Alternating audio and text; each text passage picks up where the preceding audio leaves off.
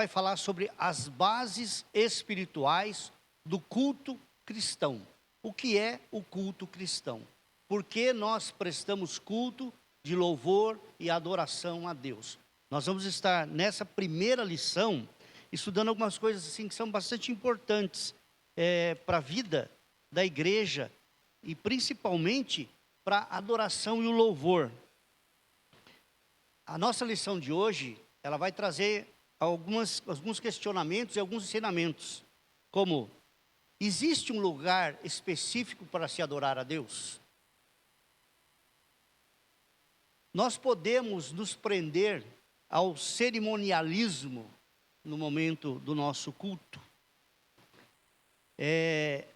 O culto, ele não é resultado da lógica. O nosso culto, ele deve ser cristocêntrico. O culto, ele é universal, ele não faz acepção de pessoas, são para todas as pessoas. E nós vamos estar caminhando nessa primeira lição para a gente tentar responder algumas indagações que está nesse tema da nossa lição. Então os irmãos aí poderão estar nos acompanhando nos textos bíblicos.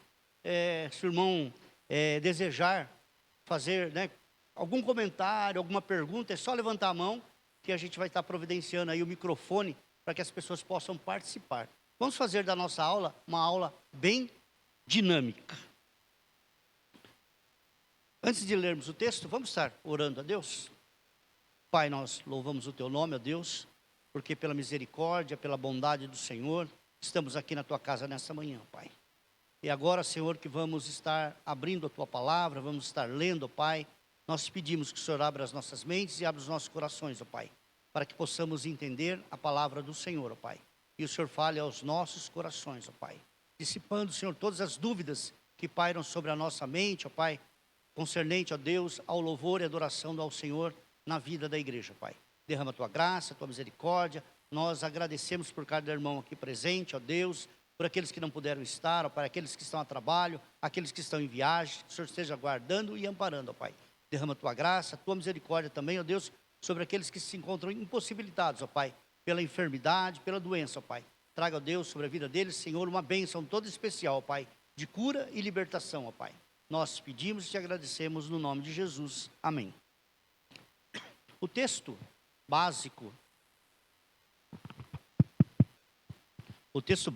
da nossa lição se encontra lá no Evangelho de João. O capítulo é o número 4 e o verso é do 19 ao verso 30. Evangelho de João, capítulo 4, verso 19 ao verso de número 30.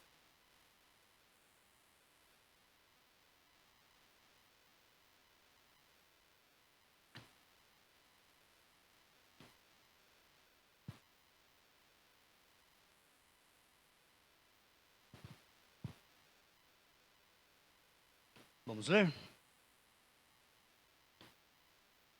Senhor, disse-lhe a mulher: vejo que tu és profeta. Nossos pais adoravam neste monte. Vós, entretanto, dizeis que é em Jerusalém. É o lugar onde se deve adorar. Disse-lhe Jesus: mulher, podes crer-me que a hora vem, quando nem neste monte, nem em Jerusalém adorareis o Pai. Vós adorareis o que não conheceis. Nós adoramos o que conhecemos, porque a salvação vem dos judeus. Mas vem a hora, e já chegou, em que os verdadeiros adoradores adorarão o Pai em espírito e em verdade, porque são esses que o Pai procura para seus adoradores.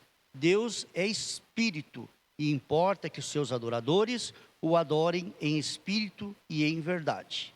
Eu sei, respondeu a mulher, que há de vir o Messias, chamado Cristo. Quando ele vier, nos anunciará todas as coisas. Disse-lhe Jesus: eu o sou, eu que falo contigo. Neste ponto, chegaram seus discípulos e se admiraram de que estivesse falando com uma mulher. Todavia, nenhum lhe disse: que perguntas? Ou por que falas com ela? Quanto a mulher deixou seu cântaro, foi à cidade e disse àqueles homens: vinde comigo e vede um homem que me disse tudo quanto tenho feito. Será esse porventura o Cristo? Saíram, pois, da cidade e vieram ter com ele. Então é o encontro de Jesus com a mulher samaritana. E quando nós falamos em adoração, tanto os psicólogos quanto os sociólogos, eles debatem, eles procuram a razão por que o homem adora a Deus. O que leva o ser humano a adorar a Deus, a louvar a Deus. Quando a gente entra no campo ali da arqueologia, da antropologia, nós vamos perceber que todas as civilizações da Terra, eles adoram um Deus. Não existe povo na Terra, por mais isolado que seja, que não presta adoração e culto a um Deus. Nós vemos na Europa,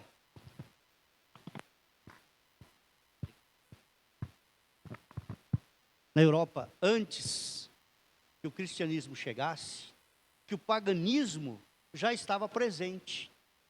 Havia lugares de culto, havia lugares de adoração a deuses em todos os povos, em todas as mitologias, na romana, na grega, na celta, todos adoravam um Deus.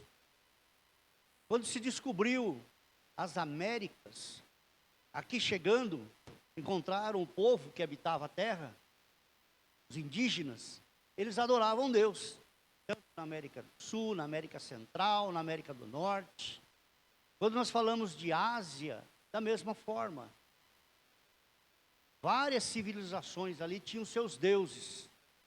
Na Índia, aonde é o mundo árabe, na China, no Japão, lá no Extremo Oriente, todos adoravam um Deus. Então não existe na face da terra povo que não adora um Deus. Isso é tão interessante, porque o homem, ele é, por natureza, um ser adorador. Ele já nasce um Deus adorador. E é tão interessante. Sim, exatamente. Por quê? Tinha tantos deuses, né, que lá no panteão de deuses, eles criaram um ídolo chamado Deus desconhecido. Porque era uma infinidade de deuses.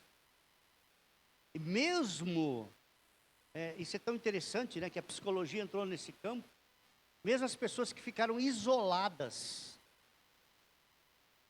que viveram isoladas, que nasceram isoladas, né?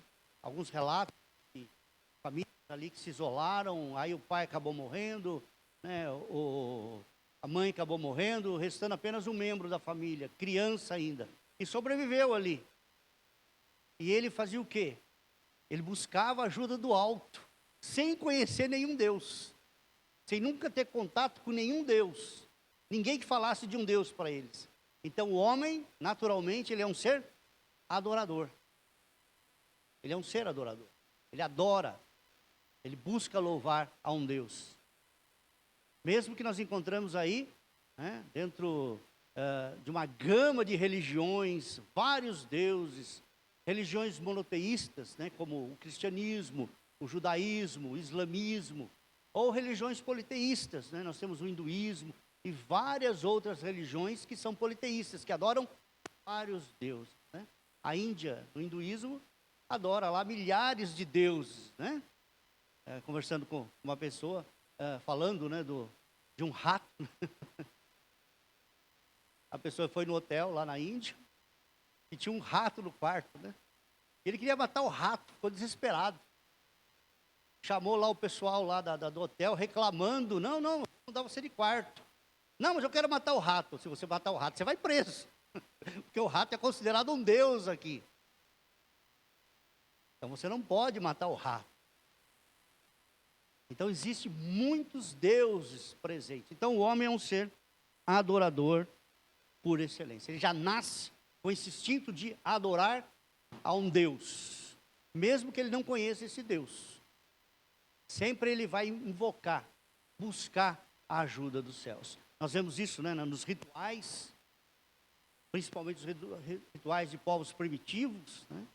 Hoje se encontram em cavernas, em rochas, inscrições mostrando o homem olhando para o alto, né? Aqueles desenhinhos lá, feitos lá há milhares e milhares de anos. Então, o homem, ele é um ser adorador. E aqui no texto que nós acabamos de ler, há um encontro de Jesus com uma mulher samaritana. E quando ele entra nessa questão, ele começa a debater com ela a respeito do local da adoração. E ela diz para ele: nossos pais adoravam nesse monte, Samaria. Vós, judeus, dizeis que é em Jerusalém que se deve adorar. Por que será que existia essa diferença entre judeus e samaritanos? Quem eram os samaritanos? Da onde eles surgiram? Por que é que eles adoravam lá na Samaria, no Monte Gerizim, enquanto que os judeus adoravam em Jerusalém, no Monte Moriá? Então eram dois lugares distintos, né? Para a gente entender quem são os samaritanos eles surgiram quando houve a divisão do reino de Israel. Lembra que o reino foi dividido entre Judá no sul e Israel ao norte. E o rei lá do norte, o rei Onri, ele construiu a cidade de Samaria para ser capital do reino do norte, do reino de Israel. Enquanto o reino do sul, a capital ficou em Jerusalém. Fora isso, havia algumas outras questões também. Por quê? Os judeus, eles tinham como sua Bíblia, né, seus livros sagrados, que era o Pentateuco, os 5 primeiros livros da Bíblia, Gênesis, Êxodo, Levíticos, Números e Deuteronômio. Mas também eles tinham os Salmos e os profetas. E fora isso, eles tinham também a tradição oral. Tinha a tradição escrita, que eram esses livros, e a tradição oral, que era o Talmud, que tinha igual autoridade, os dois, tanto a tradição escrita, como a tradição oral. Os samaritanos, eles só tinham o Pentateuco.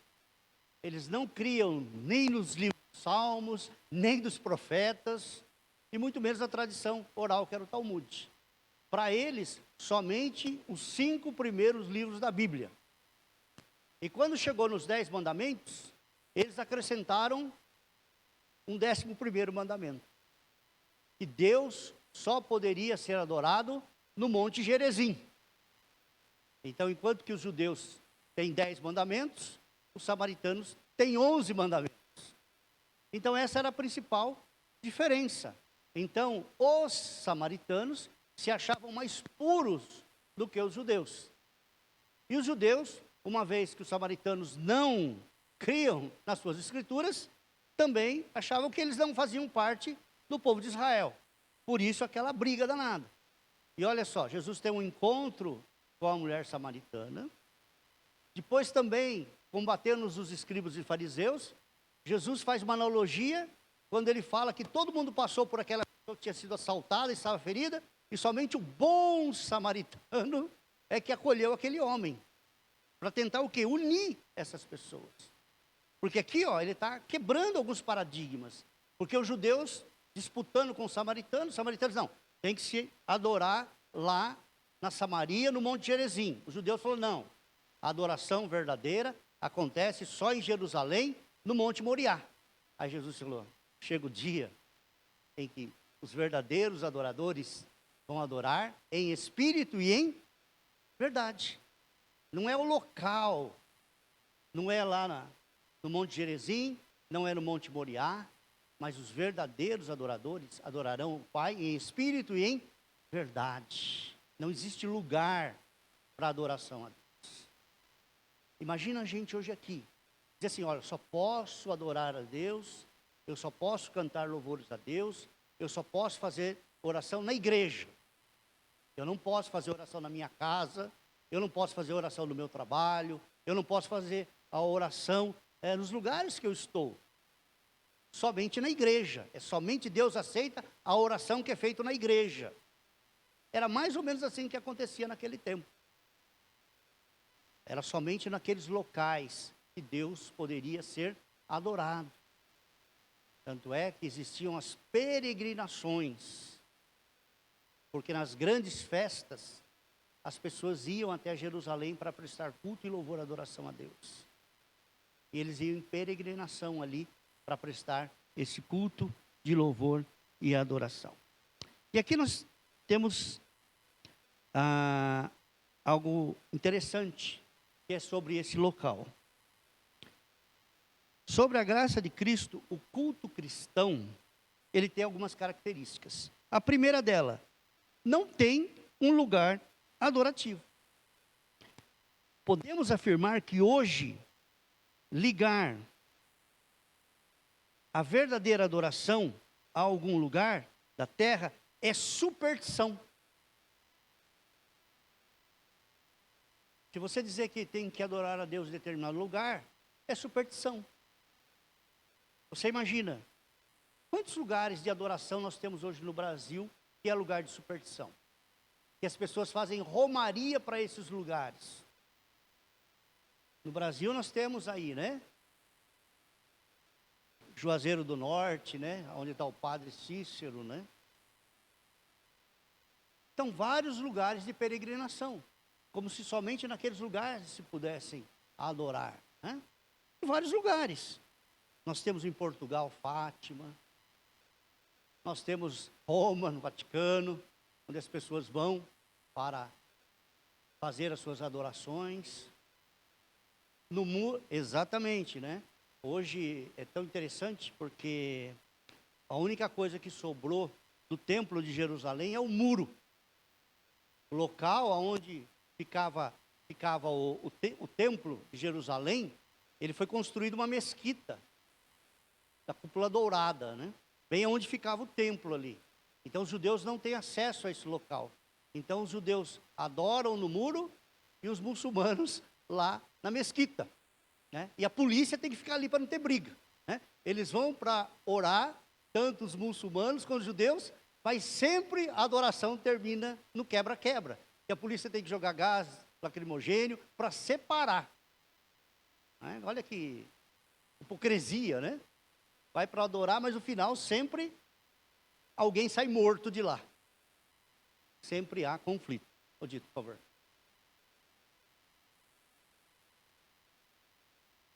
Sim, né? Milhões de pessoas, né? Que fazem peregrinação, os muçulmanos, né? Porque lá na confissão de fé dos muçulmanos, eles têm a obrigação de ir a Meca pelo menos uma vez na vida. E muitos passam a vida inteira guardando dinheiro para cumprir esse ritual de ir para Meca, e Medina também, que são duas cidades ali, né? Para poder prestar adoração naquele lugar, né? É tão interessante aquele lugar lá, porque são passos, né?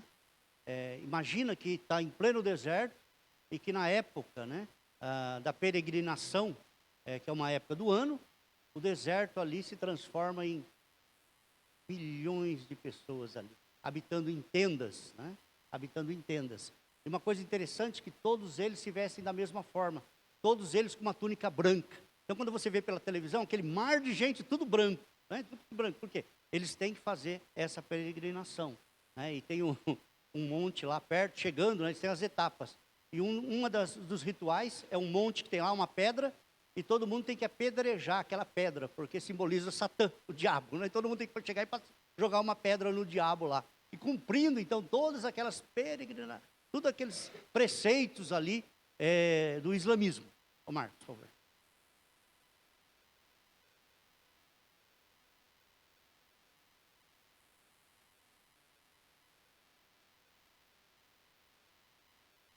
Sim. E também a forma de abate, né? A forma de tem que ser de acordo com o ritual islâmico, né? Chamado comida halal, né? Então ela é pura, Então tem que ter, né? Ou a forma de abate, né? Vamos lembrar que o judeu e nem o árabe come carne de porco, né?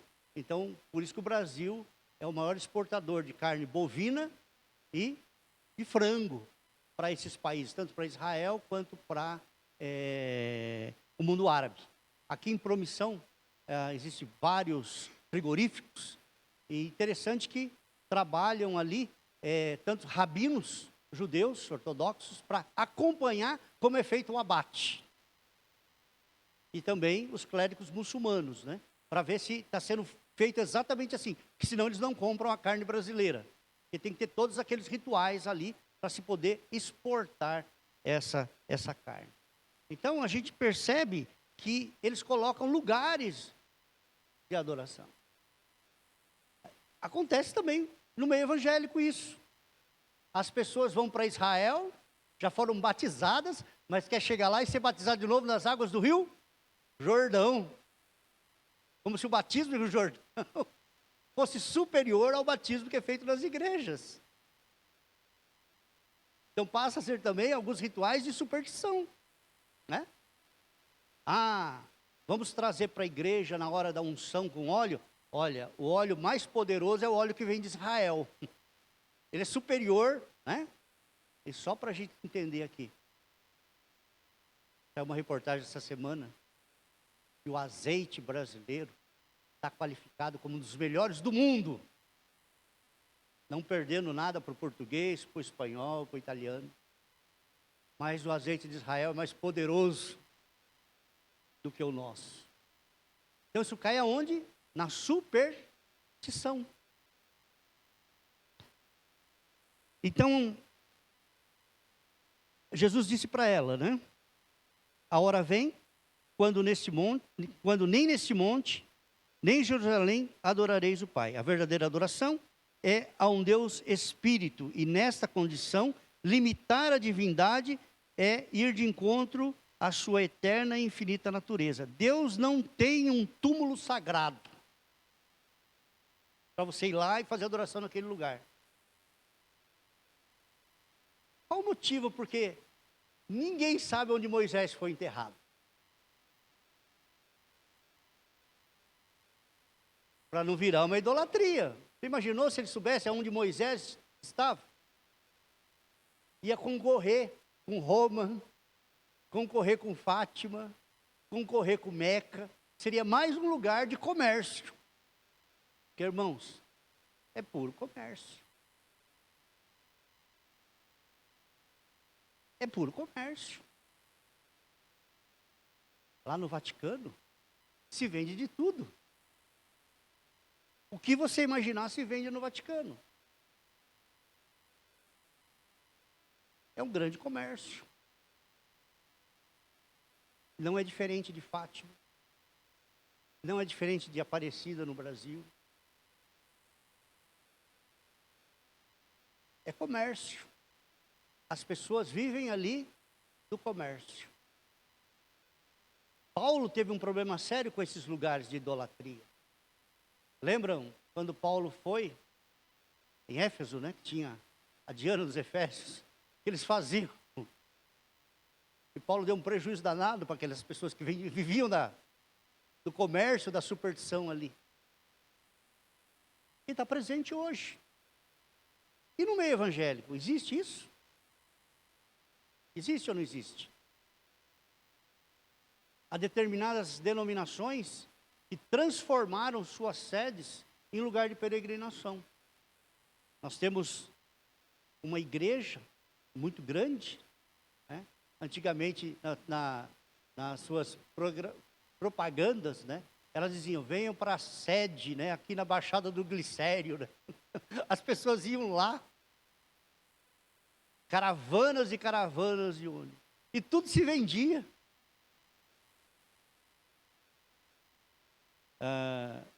Nós temos outra denominação muito antiga, né? Que tem sua sede no Brás. E é uma grande peregrinação. Eu estava em São Paulo, cheguei bem cedo, tive que ir numa reunião lá, foi num sábado. Aí, como eu cheguei muito cedo, né? Saí aqui de Agudos, sempre meia-noite e 25, então eu chegava lá às 6 horas da manhã. E até às 9 horas eu ficava andando por lá. Aí eu passei, né, na frente dessa denominação no sábado. Tem uma feira com barracas e barracas e barracas. Vende de tudo que você imagina. Véu, Bíblia, churrasquinho, pastel, ó, o que você imaginar. E por problema mais sério, aqui sempre é mais caro do que nas lojas.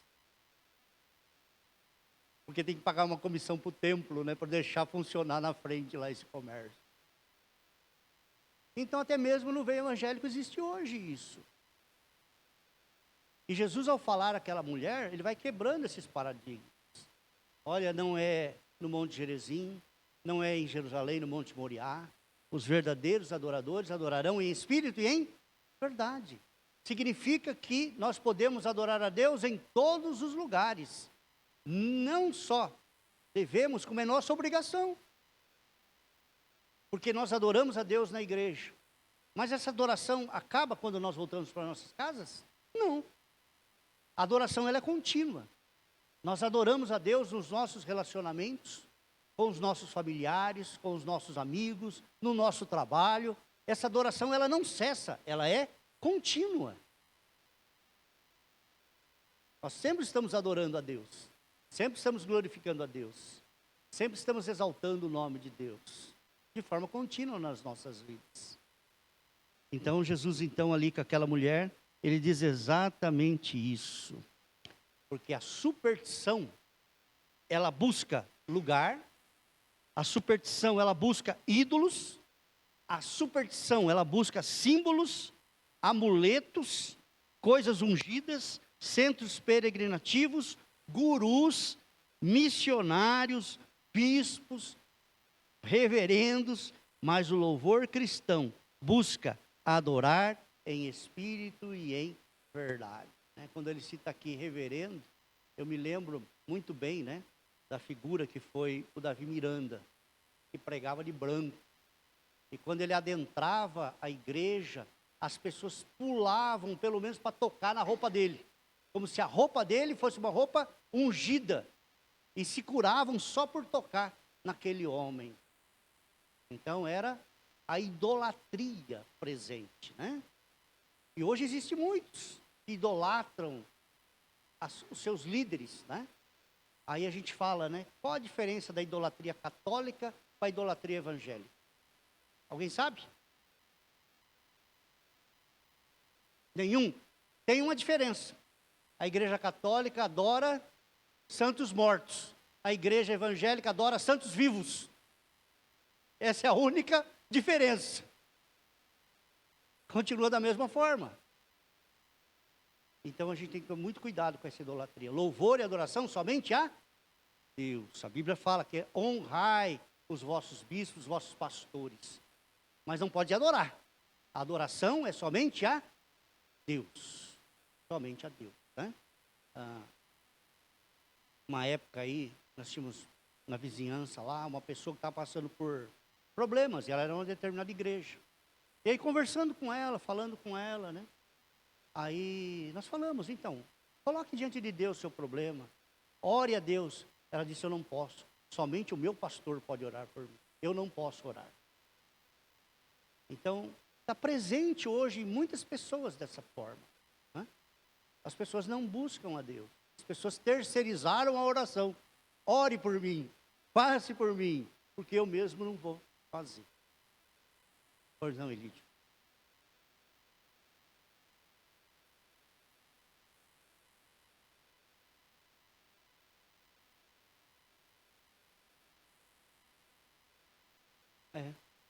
Então, o que a Bíblia ensina?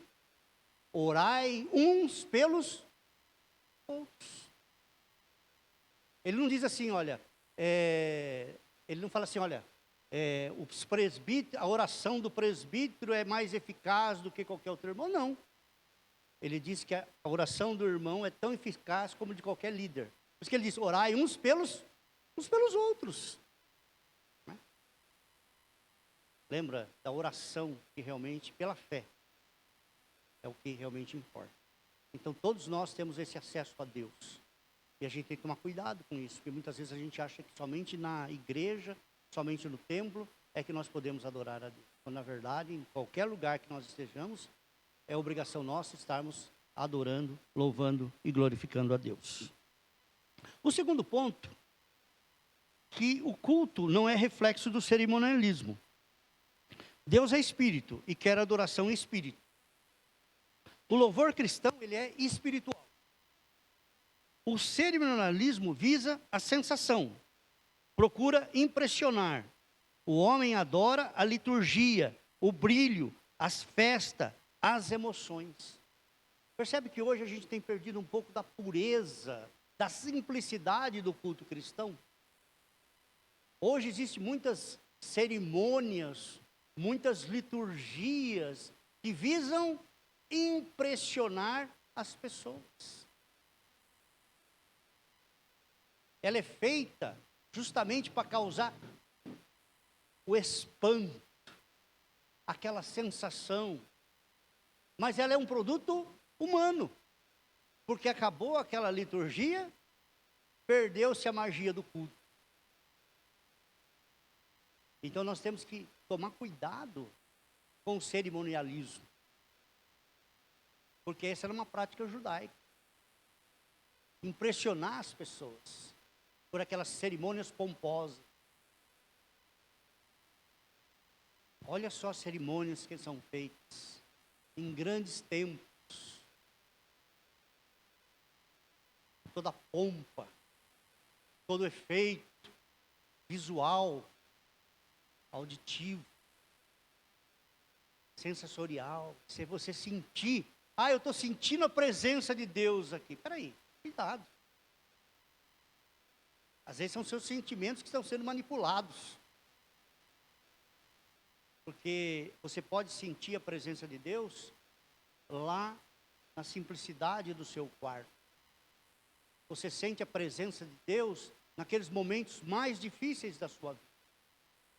Mas tudo isso é criado pela música, pelas luzes, pelo efeito visual, que procura transformar o culto num show de luzes e espetáculo. E a gente vai perdendo a simplicidade do culto, do louvor e da adoração. Estava vendo um vídeo antigo de uma igreja mostrando um culto no sítio.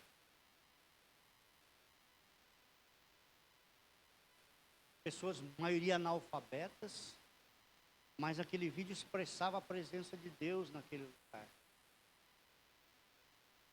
E às vezes hoje, o consumismo, ele está tão presente, que você acaba consumindo determinados produtos que são vendidos, como CDs, pendrive e tantas outras. Então visa preparar as pessoas. Mas a gente não pode se prender ao cerimonialismo. Já viram aquelas liturgias engessadas? Todas as vezes a mesma coisa. Você já sabe tudo o que vai acontecer. É só você seguir. Em muitas comunidades, ela já vem impressa. É daquele dia, não pode, o Espírito Santo não pode nem mudar nada ali, porque está tudo pré-determinado o que vai acontecer.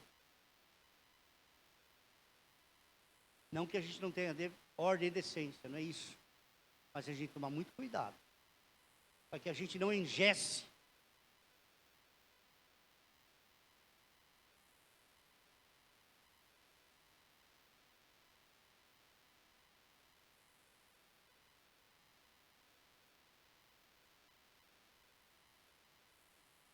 Sim.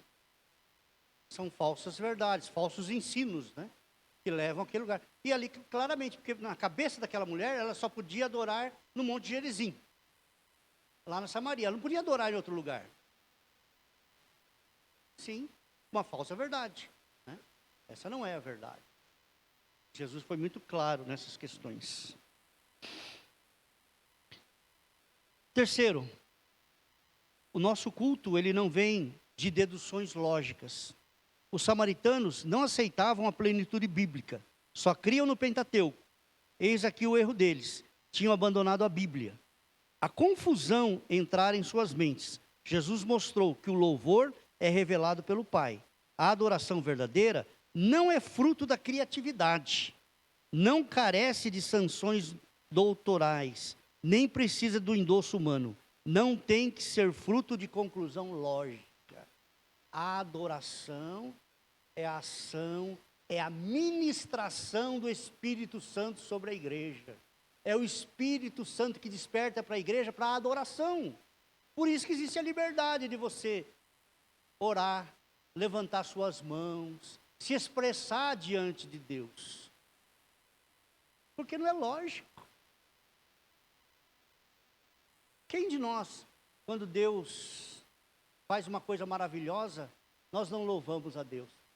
Se às vezes estamos em públicos, adoramos a Deus silenciosamente, mas adoramos a Deus. Reconhecemos a mão de Deus. Quando passamos por lutas, quando passamos por crises, quando passamos por provações e por crises, mesmo no silêncio nós estamos adorando e glorificando a Deus. Então não é questão lógica, mas é uma questão que nasce no nosso íntimo, na nossa alma, o desejo do louvor e a adoração. E quando a gente fala de lógica aqui, a gente tem que ter muito cuidado, né? Porque tem gente que se não vem no culto, porque ficou doente, ela vai adoecer emocionalmente. Por quê? Ai, eu não fui na igreja, Deus vai me castigar, Deus vai fazer isso comigo. Ah, mas hoje é domingo, eu acabei não indo.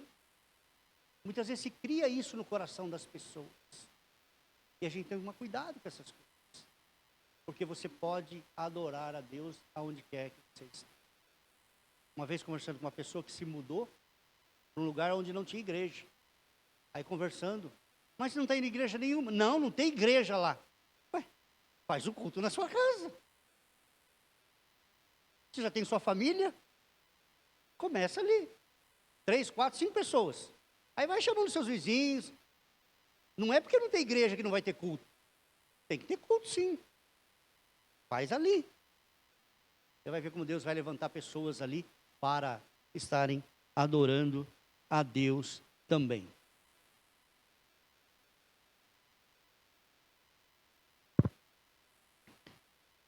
Quarto, o culto, ele tem que ser cristocêntrico.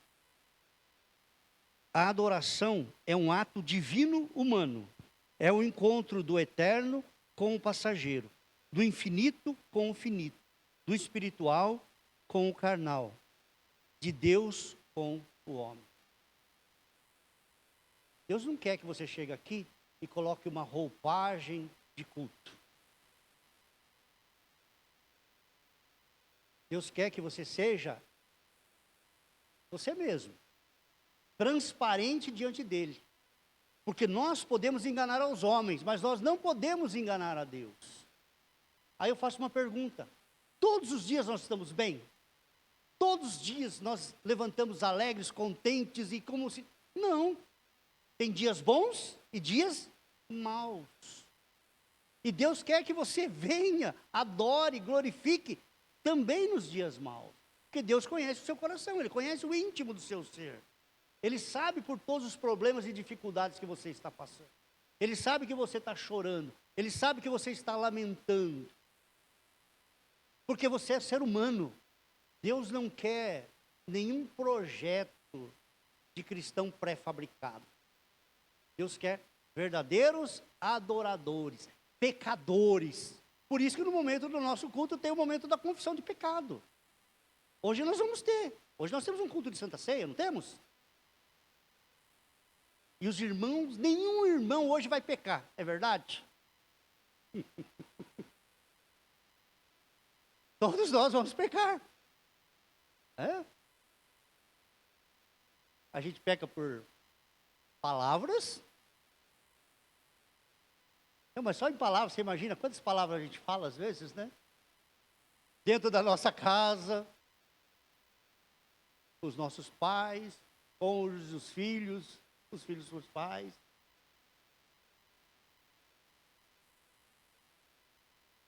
Por pensamento. E por atitudes. Por isso a necessidade de você ter no culto um momento de confissão e arrependimento. Porque senão a gente vai cair naquilo lá do Velho Testamento. Quando vocês me buscarem, eu escondo de vós o meu rosto. Por isso a necessidade da confissão. Porque nós somos seres humanos. E Deus quer homens e mulheres transparentes, autênticos. Não tenha medo dos defeitos, porque todos nós os temos. Ninguém é perfeito. É isso que Deus quer. Trabalhar nas nossas imperfeições, cuidar das nossas imperfeições, nos transformando. É o processo que a Bíblia chama de santificação. E ele fala mais, sem a qual ninguém verá a Deus. Então, ela é cristocêntrica. Cristo é o centro de toda adoração. Não é o homem. É Cristo. Olhar para o autor e consumador da nossa fé. Jesus Cristo. E se a gente olhar para o lado, a gente só vai ver imperfeição. Quer ver a pessoa mais imperfeita desse mundo? É só você ficar diante de um espelho. Nós somos imperfeitos. Mas a graça de Deus nos acompanha. E ela vai nos mudando, ela vai nos transformando. Nós erramos, mas buscamos o conserto. Pois não, Elídio?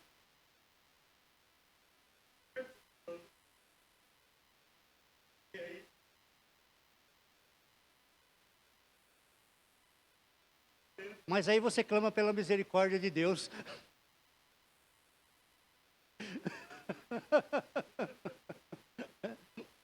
Mas Deus, ele vai trabalhando assim nas nossas vidas e nos nossos corações. E ela também, ela é universal. A Bíblia diz que os discípulos voltaram e se admiraram que Jesus estivesse conversando com uma mulher, e ainda samaritana. Primeiro, o homem não podia chegar lá e conversar com uma mulher assim. E Jesus estava conversando com uma mulher. Eram tão rígidos aqueles costumes, né? Ele não poderia se aproximar de uma mulher. E ela também era samaritana, que havia rixa religiosa entre eles. Era uma religião racista, preconceituosa, e onde existe racismo e preconceito, não existe o louvor verdadeiro. Deus não tem etnias privilegiadas. Agora, sob a dispensação do Evangelho da Graça, todos os povos, línguas, tribos e nações são admitidos ao culto verdadeiro. Existe religião que é assim. Você sabia, se existir uma sinagoga de linha ortodoxa na sua cidade, você não pode ir lá? Você é proibido de entrar lá. Nunca vão te deixar entrar lá. Tanto que as sinagogas são todas fechadas. Ninguém pode chegar e falar, eu vou lá na sinagoga hoje participar. Não pode. Somente aqueles que professam a religião judaica podem adentrar lá. Diferente da igreja cristã. Nós não impedimos ninguém de entrar aqui. Todos podem entrar. Mas existe religião que não pode. Somente os membros daquela religião podem prestar culto a Deus ali. Então, se você não é judeu e você quer adorar a Deus, descarte essa possibilidade que você nunca vai conseguir entrar lá. Porque não vão te deixar.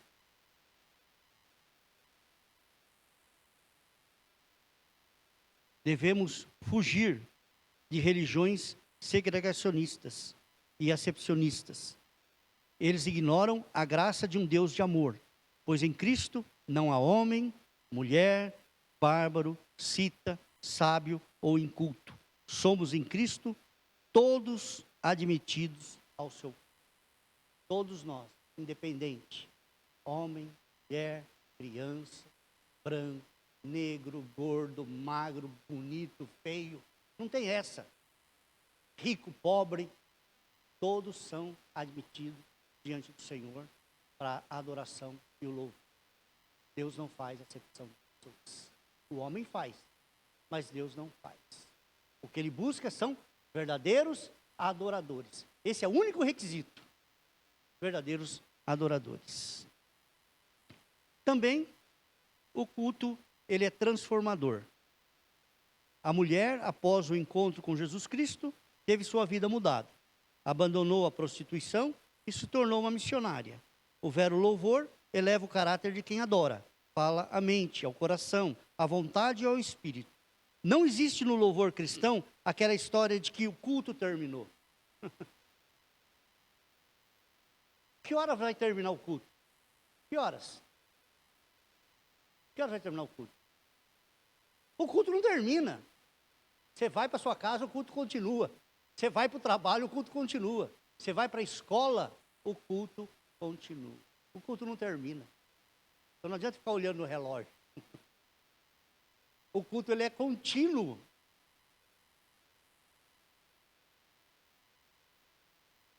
Há um prosseguir adorativo na vida missionária, transformada e transformadora. O louvor cristão se faz presente dia a dia, na obediência, em casa, no respeito, na igreja, na faculdade, no trabalho, na fidelidade, na lealdade, em tudo. O louvor é um ato vitalício que nunca se encerra. Quando os homens vêm ao louvor, se realmente adoram, não voltam os mesmos. O louvor cristão fortalece o caráter, restabelece a fé e santifica o espírito.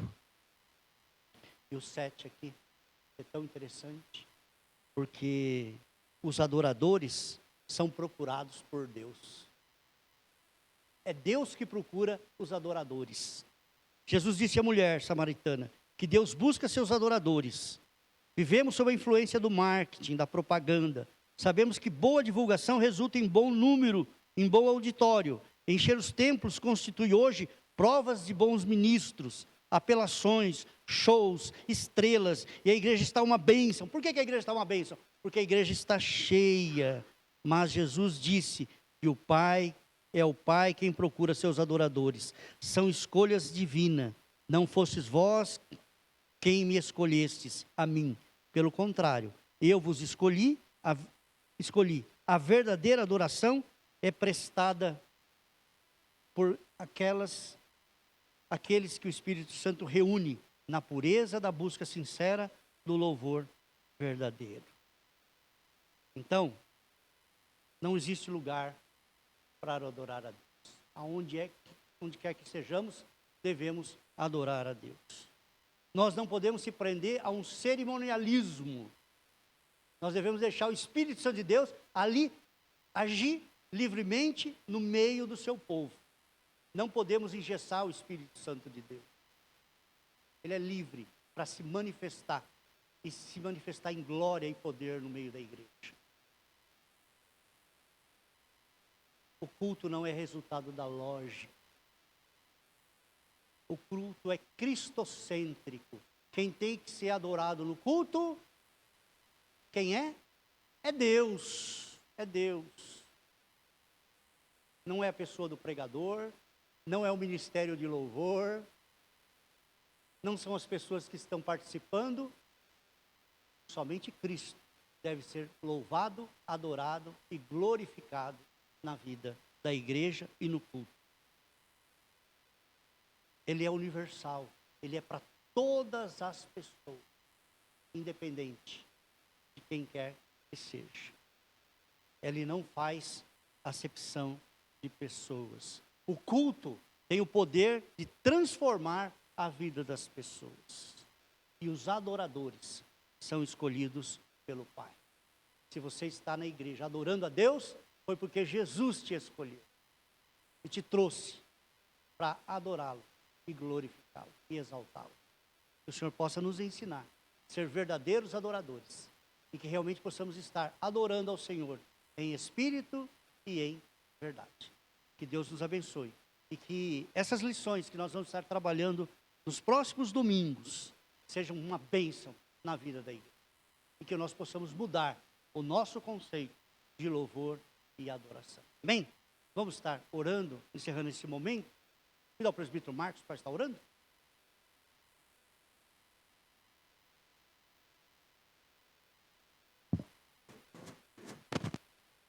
Para nos ensina, Pai,